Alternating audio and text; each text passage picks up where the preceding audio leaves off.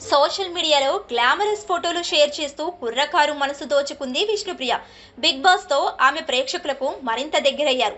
ఎప్పుడు కలర్ఫుల్ డ్రెస్లలో జాలీగా కనిపించే విష్ణుప్రియ ఒకప్పటి జీవితం తెలిస్తే షాక్ అవుతారు. తిండి కూడా లేక ఇబ్బంది పడిన రోజులు ఉన్నాయట.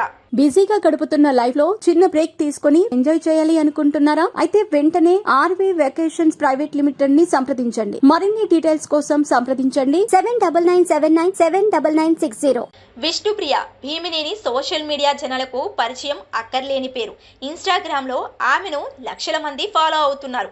విష్ణుప్రియ కెరియర్ యూట్యూబర్ గా మొదలైంది. ఆమె అనేక షార్ట్ ఫిల్మ్స్ లో నటించారు. కామెడీ వీడియోలతో కూడా పాపులర్ అయ్యారు.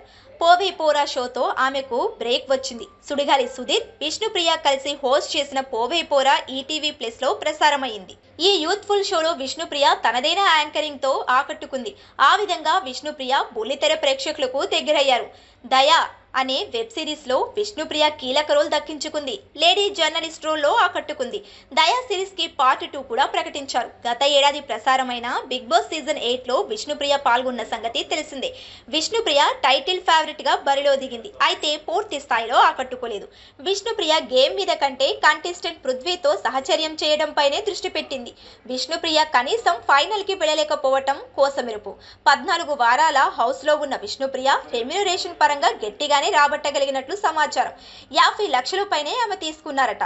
చెప్పాలంటే విష్ణుప్రియ కెరియర్ లో సెటిల్ అయింది. అయితే ఒకప్పుడు ఆమె చాలా కష్టాలు పడ్డారట. చివరికి తిండికి కూడా లేక ఆకలితో అలమటించేవారట.